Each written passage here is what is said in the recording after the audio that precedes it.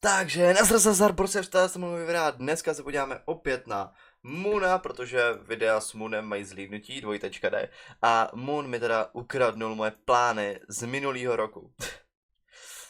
Opět, come on, je to pouze nadsázka, jako. Jo, když tak zdravím všechny naštvaný Slováky, kteří už mi píšou komentáře o tom, jaký jsem idiot, že Moon mě určitě jako malýho tvůrce nekopíruje. A jdem se kouknout na video.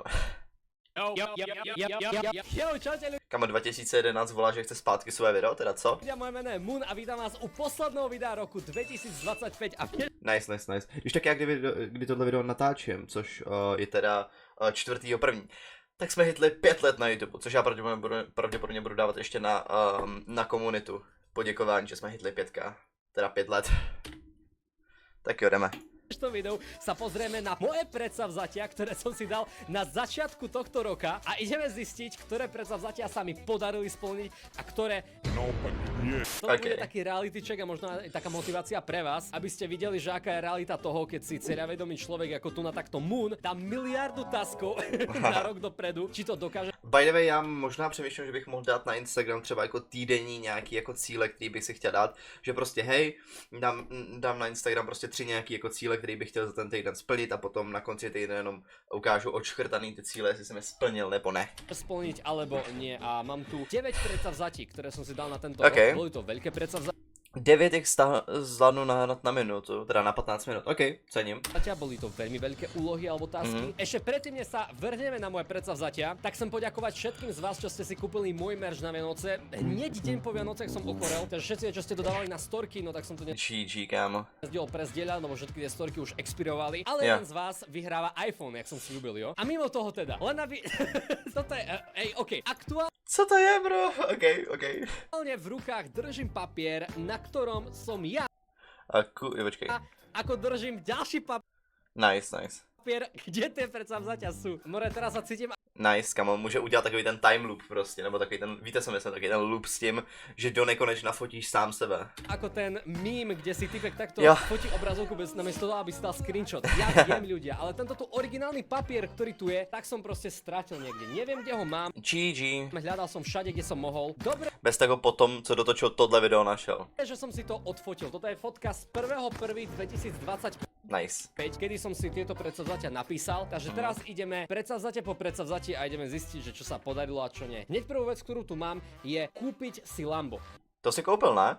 Tak to víme. Ľudia, ako dobre viete, tak toto predsavzatie sa mi podarilo splniť. Nice. Já potom jsme taky se koukali na nějaký video ohledně toho jeho auta, ne? Nebo minimálně, že tam vybíral nějaký autíčka. Hneď v januári som si kúpil svoje ďalšie výskumné auto, čo je Lamborghini Huracan Evo. Dá sa povedať, že ešte predtým som si splnil ešte jedno také malé predsavzatie a to je to, aby som znova navštívil Spojené štáty americké, kde mám kamaráta Erika, kde som každý. Nice. Já actually jako, moje must have upřímně není Amerika, i když většina lidí to má jako, že prostě kamon, jednou prostě musím, kámo, jít do té Ameriky, tak já to prostě nemám. Actually Amerika mě jako nějak neláká. Asi jednou se tam jít podívat není na škodu. Do New Yorku prostě kamo do křižovatky světu XD, ale prostě jako do New Yorku. Asi jo, asi se tam jednou podívat není jako špatný nápad. Ale jako co je moje must have, a to všichni, co mě už nějakou dobu sledují, ví, kamo, Japonsko. Já prostě musím do Japonska. Actually je to na stole, co se týče nějakých pár příbuzných, s kterými občas jezdíme někam do zahraničí, tak někdo to navrhnul, protože slyšel, že Japonsko jako miluju, takže možná, uvidíme, možná někdy v budoucnu. A to není jako na stole tenhle rok nebo příští a takhle, ale jako v rámci třeba 5 let by to bylo na stole. Což já pravděpodobně hned kam hitnu 18, nebo třeba jako kdy už budu mít nějaký stabilní plat, s kterým budu vědět, že jako vyžiju pár nebo nějaký měsíc v Japonsku, tak letím do Japonska a budu tam. A pravděpodobně bych tam tvořil content, určitě kámo nějaký vlogy, určitě kámo streamy bych tam dělal jako, jo kámo v Japonsku bych tvořil content, kdybych mohl. Jo, takže to jako, to by šlo actually. Dopadne bol, natočil som 2 videá. A to Lambo beriem vážne ako asi za najväčšiu halus, ktorá sa mi podarila tento rok. Minulý rok to bol Barak, teraz to bolo Lambo, s ktorým som natočil aj veľmi veľa videí. Co to bude příští rok? A bolo to také, že vážne som sa rozhodoval, či to mám kupovať tento rok, alebo až v roku 2027, pretože rok 2027 je rok, kedy sa ruší ten primitívny zákon o nemožnosti odpočtu DPH pri autách nad 2 milióny korún, čo bola veľmi ťažká pilulka na prehltnutie. Chápu, ok. pretože som tým pádom prišiel asi o 30 000 eur na... What the hell? Počkej, euro, kolik je to na koruny? Takže euro, jasně. 30, raz, dva, 3 tisíc je 723 000 korun. Holy moly. vrátke DPH, čo bolo celkom vtipné, lebo ľudia pochybovali v tom, že ja platím dane, že kvôli tomu som si to Lambo kúpil. Pritom štát mne má vrátiť moju daň, ktorú by som mal dostať, ale nie, pretože GG, bro. som fucked up shit. Takže toto berem asi ako najväčšie predsavzatie, ktoré sa mi podarilo tento rok splniť. Takže tu si môžeme dať veľký correct sound effect, že moje main predsavzatie sa teda splnilo úspešne. No a moje ďalšie predsavzatie, ktoré tu mám, je chodiť pravidelne do gymu. OK. Hej, to bych actually taky chtěl. Minimálně třeba jednou týdně si do toho gymu zajít. Proč ne, kámo?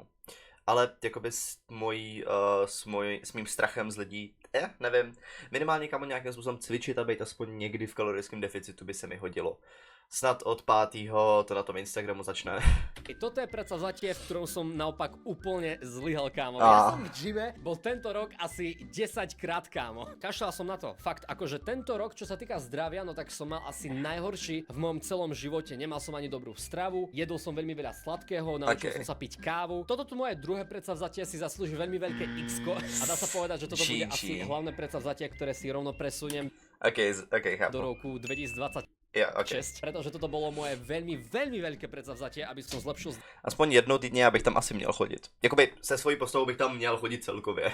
Zdravie, aby som vyzeral lepšie a tak ďalej. Akože takto, nemyslím si, že vyzerám zle, ale môže to byť lepšie.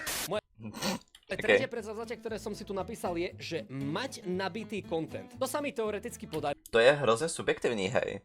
Jako já jeho content asi jako rok zpátky ještě nějakým způsobem sledoval, ale je se ho měl nabitej, to je subjektivní dost. A hlavně na konci roka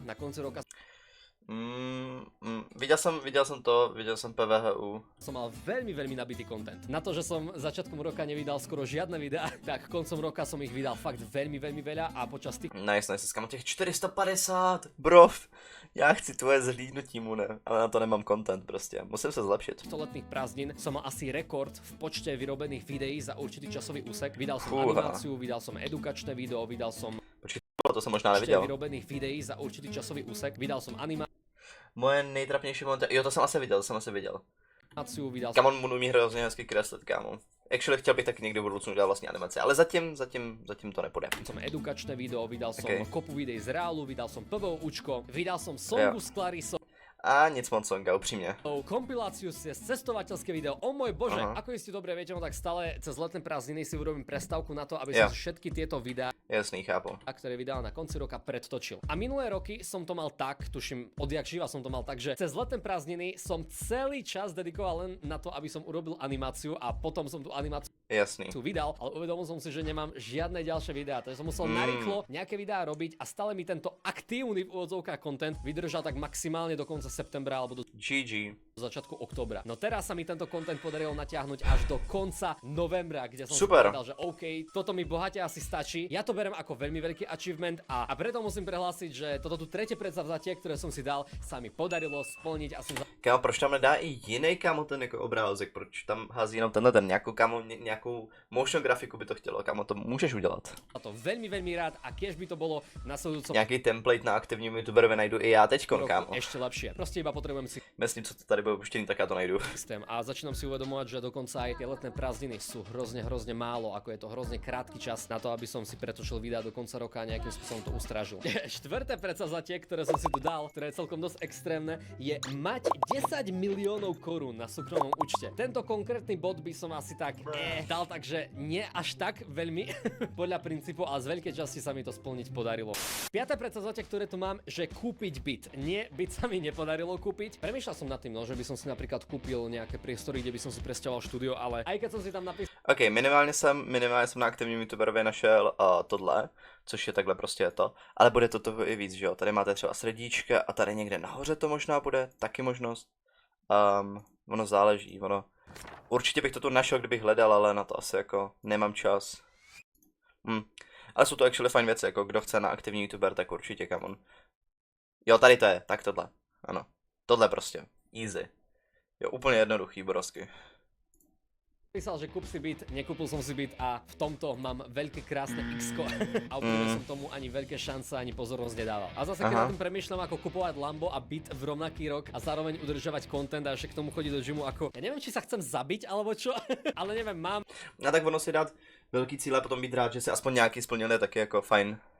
asi nejakú potrebu pušovať svoje, hlavne mentálne limity do absolútneho to je fajn, maxima a tam zistím, že ktorálne som, I don't know. Moje 6. predzavzatie, ktoré som si tu napísal je prekonať celoživotný strach z vody. Začiatkom roka som chodil s nudličkou plávať, pretože nudlička je bývalá závodná plavkyňa a vie veľmi dobre plávať. Kto nevie, mám veľký strach z vody, pretože keď som Tak to ani nevím, actually. Já vím, že měl nějakou jako nehodu, ale to je všechno. bol malý, no tak som sa na tobogáne skoro utopil a kvôli tomu sa bojím akokoľvek kontaktu s vodou. To som sa snažil začiatkom roka nejakým spôsobom odbúrať a začal som s nudličkou spomínane plávať. Bez toho, aby som si musel zapchávať nos, naučil som sa otvárať oči vo vode a taktiež som si zlepšil techniku. Nudlička ma naučila lepšie plávať, aby som sa nevyťažil a tak ďalej. Naučila ma plávať prsia aj kraul, ale dá sa povedať, že vydržal nám to prvé 2 mesiace a potom som sa na to vykašľal a ešte furt sa to nedostal do bodu, kedy by som vodu bral ako niečo enjoyable alebo keby som išiel do Aquapalasu alebo do Aquaparku alebo na to Kámo, Aquapalace Praha miluju, my tam se ségrou, nebo jako s rodinou, jednou za čas vždycky, prostě minimálně jednou do roka jako jedem.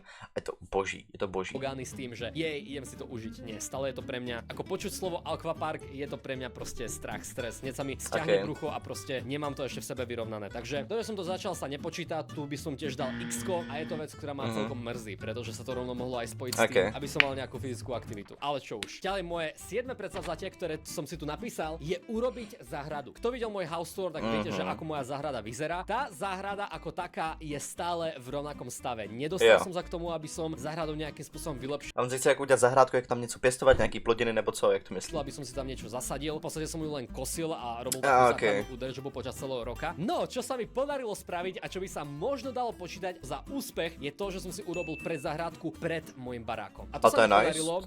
Je to trošku viac komplikované teraz, než som to videl vtedy, lebo veľmi mi to zarasta burinou, lebo som nepoužil fóliu a podobné veci. Takže počítať sa to de facto dá tak nejakým spôsobom, ale čo sa Mech.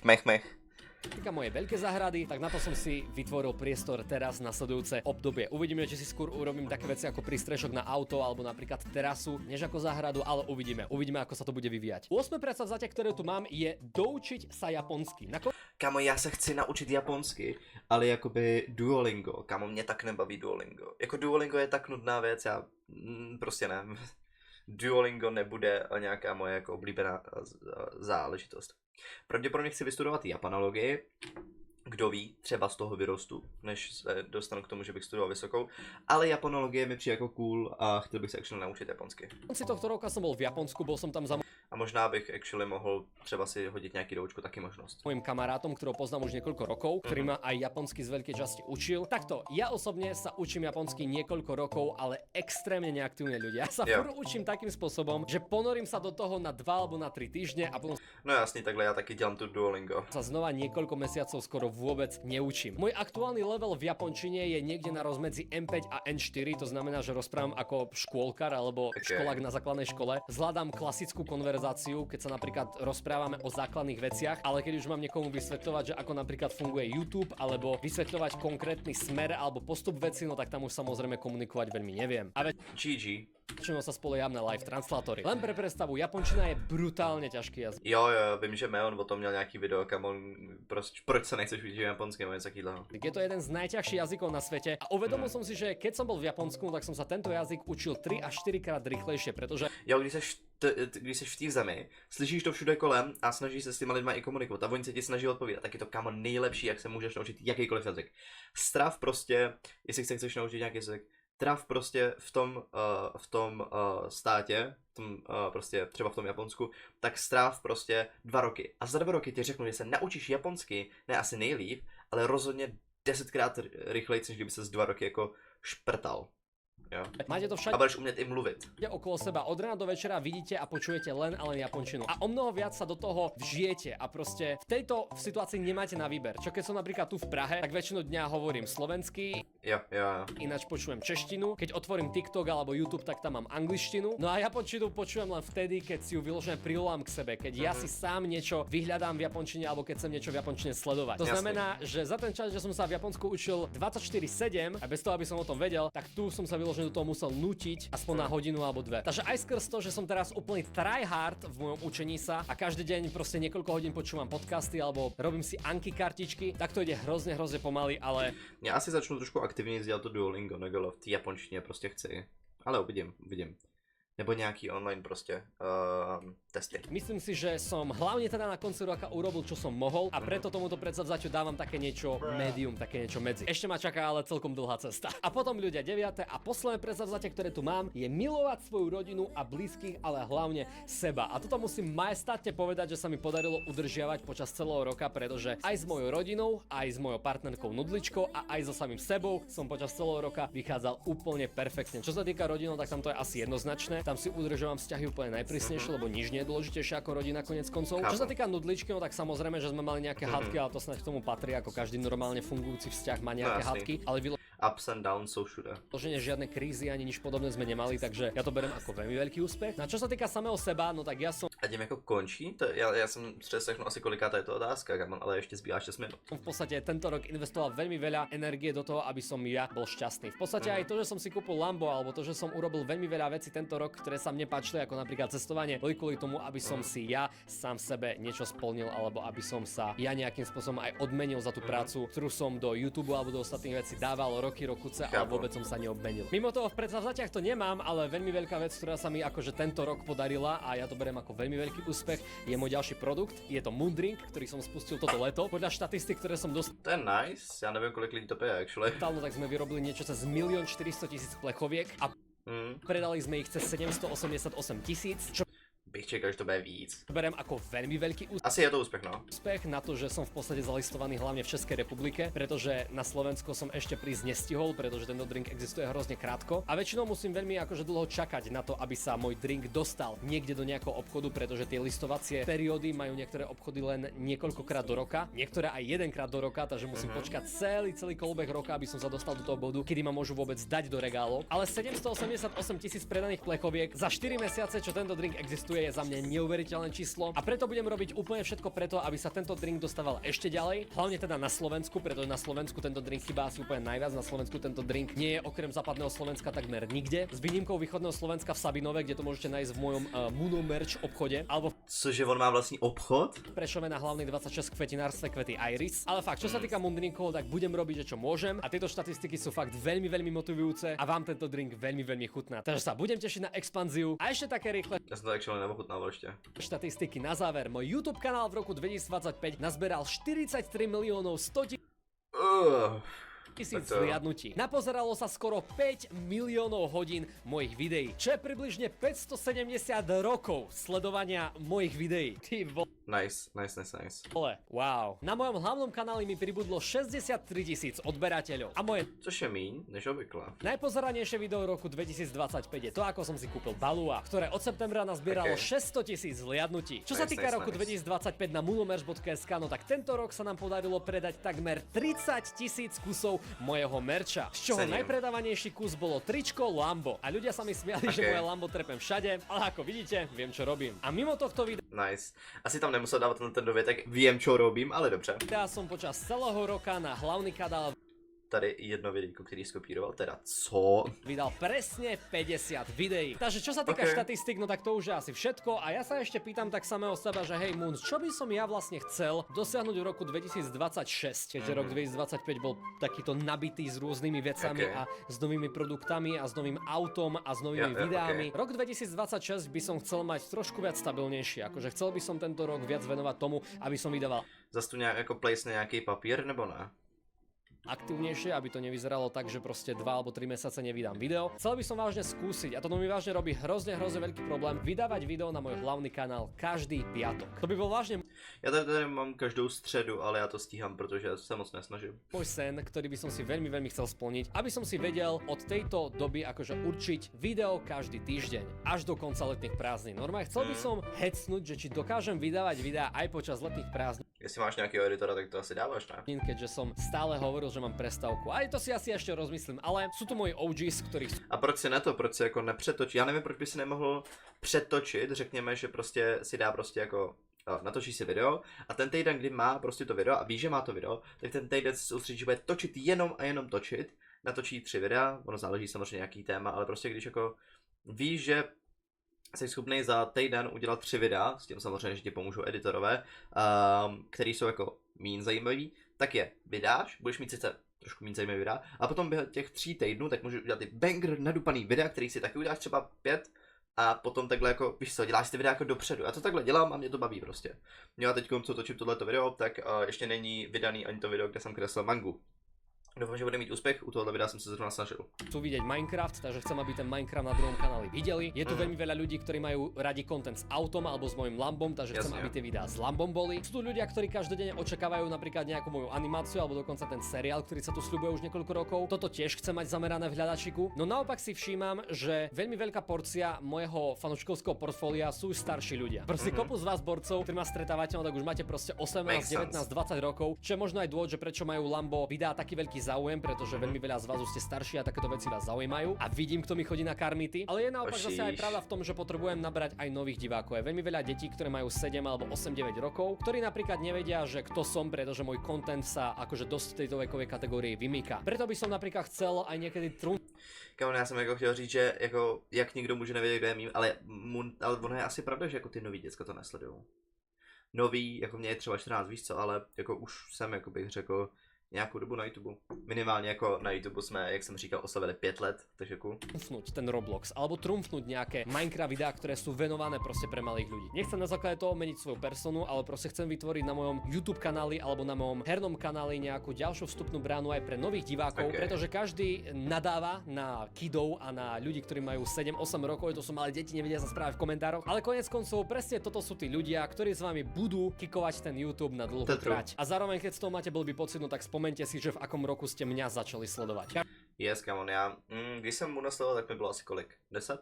Každý človek v každom veku potrebuje niečo, čo môže sledovať. Takže chcel som tým vlastne povedať to, že môj content, ktorý mám aktuálne na YouTube, chcem čo najviac zošíriť, aby sa páčilo čo najväčšiemu spektru ľudí a tým pádom už asi veľmi ani nebudem hrotiť zhliadnutia. To bol môj mindset, ktorý chápu. som si udržal. Tak on Moon s tím jako kolik jako vydělává, tak asi ty zhlídnutí ani tolik hrotit nemusí, co? Asi od roku 2019 a darilo sa mi to udržávať veľmi veľa rokov, pretože posledných 5 alebo 6 Já zhlídnutí asi teďkom budu hodně tlačit, budu se snažit točit, co podle mě bude mít views, nebo co má nějakou větší šanci na to, aby mělo views, protože asi jako bych chtěl mít views, víš co? Zjistil jsem, že bych potřeboval třeba 10 000 na každém videu, abych měl aspoň ty 2 litry měsíčně, což je trošku složitý, nebudu lhát, ale budu se snažit. Já teď jsem zjistil, že asi jako 100 dám, prostě s tím, že to pušnu na Instagramu, na YouTube, na TikToku, tak dám prostě těch asi jako 100 zhlídnutí. Tak teď to pušnu na 200 a budu takhle postupovat jako po kousíčkách, až se dostanu třeba na těch 10k klidně. Jo, ale prostě když budu vědět, že jako mám jistých těch 200, že jsem prostě jako vybudoval si na to komunitu, na to, aby měl na každém videu 200, třeba s tím, že to trošku pušnu na Instagramu nebo na TikToku, jasně na TikToku, tak potom se budu snažit to dát na 300 a budu pokračovat. Veľmi ťažko nájdem na mojom kanáli nejaké video, ktoré má pod 100 000 zhliadnutí. Ale povedal som si, že v kopu prípadoch, keď riešim zhliadnutia, no tak neriešim veľmi to, čo mňa zaujíma. Proste nutím sa do toho robiť veci, ktoré sú len ale mainstream, pretože hlavne ide o to, aby to bavilo mňa. Pretože keď to mňa baví, no tak ja toto dielo vyprezentujem tak, aby to bavilo aj vás. Taktiež veľká zmena, ktorá už prebehla na mojom YouTube, je to, že môj neaktívny kanál Moonové laboratórium som premenoval na Moonové shorty, kde budem nahrávať shorts content, aby mi to neničilo algoritmus na mojom hlavnom kanáli a hernom kanáli. A taktiež tam budú vychádzať zo strihy zo streamov, ktoré som kedysi na mojom YouTube kanáli mal, pretože moje streamy boli niekedy perfektné a ľudia sa ma často pýtajú, že kde sú záznamy z tých streamov, že to bola sranda, tie donate trolly a tie Skywarsy, ktoré... OK, makes sense. Já nevím, jak moc je jako true, že shorty kazí algoritmus, actually. Je tako? Tam boli, takže z týchto streamov záznamy budem nahrávať presne na tento kanál, takže tam rovno šupnite odber, choďte sa tam na nejaké videjka aj pozrieť. Nastreamovať by som mohol skúsiť aj teraz, tento rok, takže uvidíme. OK ľudia, takže toto boli moje predsavzatia na rok 2000. OK, cool. Jakoby děkuju Moonovi zase za obsah, no a já se s vámi loučím, doufám, že nespomeňte dát like, odběr, nějaký videj, komentář, sledujte mě na všech sockách, jako je Instagram, TikTok a samozřejmě tady YouTube. A já se loučím, doufám, že se uvidíme zase za týden, no a pokud byste chtěli mít tyhle videa o týden dřív, tak si můžete koupit kecálka za 40 korun. Čus.